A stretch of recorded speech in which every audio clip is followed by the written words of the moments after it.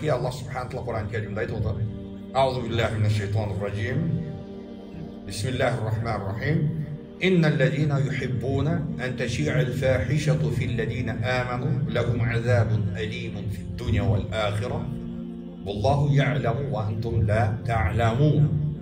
Туғандар, мынау ушул аятта жараткан мейірімді Аллах эмне деп атат?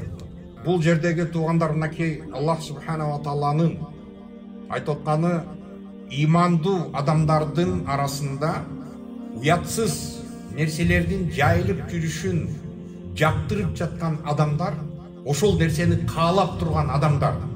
Аларга бул дүйнөдө оорутуучу азап болот. Бул дүйнөдө оорутуучу азап болот.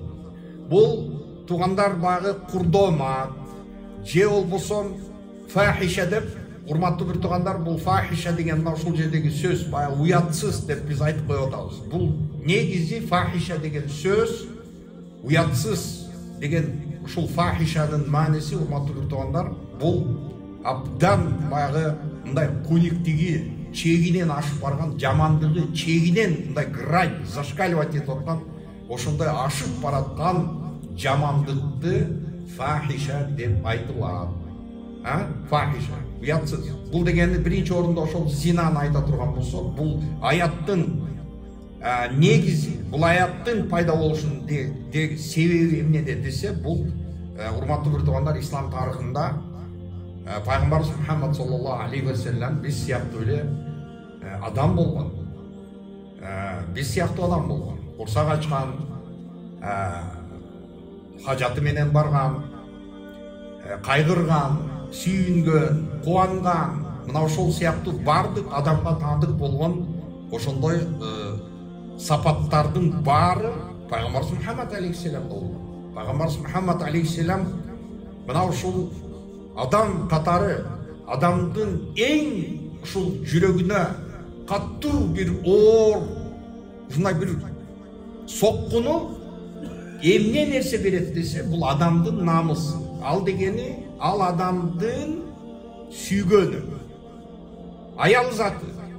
Сен сүйгөн аялың болсо, ушунчалык сүйүп, тимеле аны көргөндө көзүң кубанып турса, укканда кулагың, анын үнүн укканда кулагың кубанып турса, аны эстеген кезде жүрөгүң кубанып турса, сүйүү эмес эмне бул? Сүйүү. Мына ошондой сүйүп турган адамың тууралуу бузукулук жасаптыр, бул ойноп кеттир, ойнош менен жүрүптүр, бир жерден көрүп калыштыр деген сөздү эгерде сиз мына ошол эң каттуу сүйгөн адам тууралуу эгерде ушундай маалыматты сөздү угуп калсаңыз, канчалык деңгээлде жүрөгүңүз ооруйт? Пайгамбарыбыз Мухаммад саллаллаху алейхи ва салламдын башынан дал ушул история өттү. Дал ушул окуя пайгамбарыбыздын башынан өттү. Айша энебиз пайгамбарыбыз саллаллаху алейхи ва салламдын эң жаш аялы болгон. Пайгамбарыбыздын мына ушул Айша энебиз жана ошондой эле сахабалардан Сафван деген ушул сахаби, булар бир жактан кайтып Мадина шаарына кайтып келатканда, Айша энебиз ал кезде жаш болгон. Бул ошол кичине четке чыгып, ошол жерде көзү баягы эс ала коюп, ал жактан ушул көзү кетип калып, уктап калып, анан ал кезде урматтуу бир туғандар баягы төөнүн үстүнө мындай карета сыяктуу, баягы хаудаш деп коет, арабтарда хаудаш деп коет, бул баягы замбар сыяктуу, бирок үстү тосулган, эми аны түшүндүк. Мына ошол нерсенин сырты толугу менен 4 тарабынан тең парда менен тосулган. Айша энебиздин салмагы өтө жеңил болгондуктан, аны төөнүн үстүнө мингизип, баягы өркөнчүнө отургузганда, Айша энебиздин бар экени, жок экени, салмагы жеңил болгондуктан бул нерсе билинбестен, булар Айша энебизди баягы пардасын ачып, ичинде барбы жокпу, ошол нерседен сахабалар тартынганынан ичин ачып караган эмес. Ошол үстүнө жүктөгөн бойдон булар Мадинага кетип калышат. Анан баягы кербендин артынан кечигип баягы атын жоготуп койгон сахаба атын таап ат менен келатса, Айша энебиз турган болот. Пайгамбар саллаллаху алейхи ва салламдын жары, сүйгөн жары. Баягы сахаба эмне кылыш керек экен? Эмне кылыш керек? Айша энебизди калтырып кетиш керекпи? же алып кетиш керек бе? Сиз ушул абалда калсаңыз эмне кылмаксыз? Сиздин пайгамбарыңыз, сиздин устазыңыз болгон мына ушул абалда кандай жолду тутмаксыз? Албетте, Сафан радиаллаху анху ерден түшүп, ердин үстүнө Айша энебизди отургузуп, өзү учкаштырып алган жок. Артына учкаштырып, өзү ерге отуруп, артынан учкаштырып алабызбы биз? Андай кылган жок. Жетелеген бойдон Мадина шаарына кирип келет. Мадина шаарына жетелеп келет. Мадина шаарына жетелеп келген кезде ошол шаардын ичине кирип келатканда, албетте эми шаарда түрдүү адамдар толтура. Ал жерде албетте багы ислам дини мына ушул Мадина дооруна өткөн кезде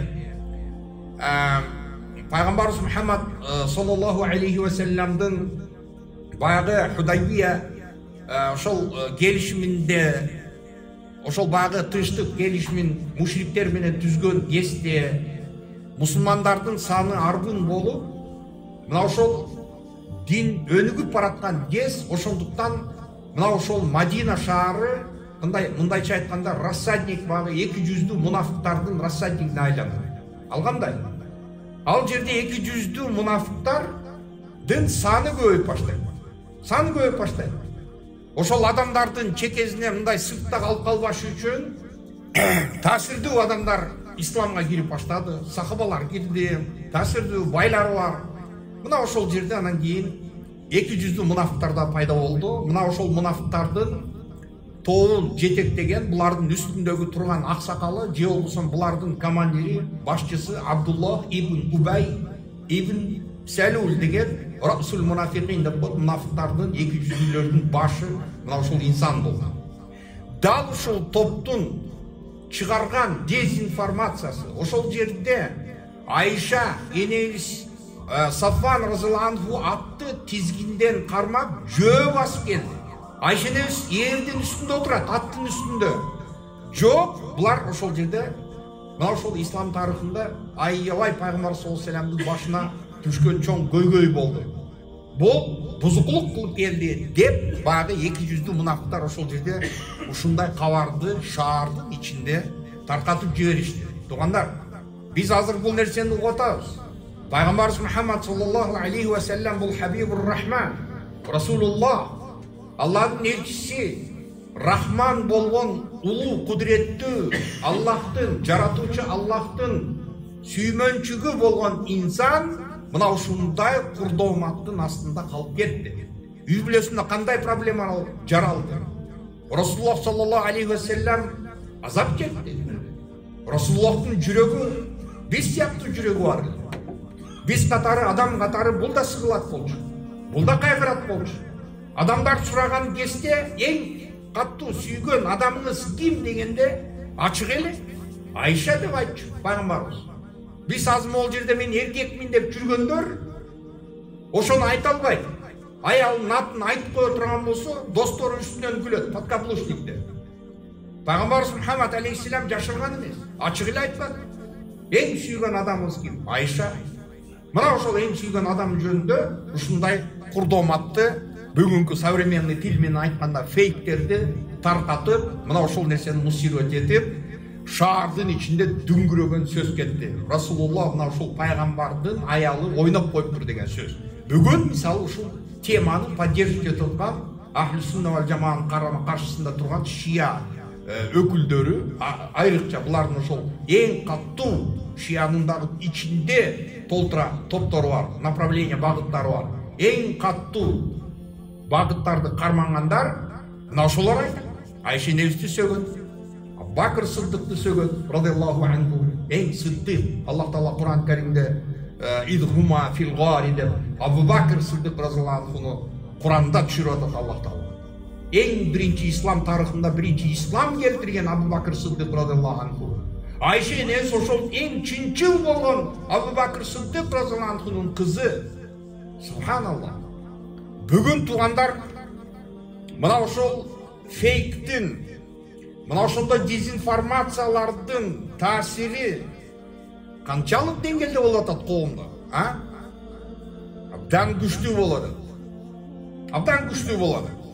Мусулман адамдар мындай нерсеге эч качан жол койбош керек болчу. Эч качан жол койбош керек.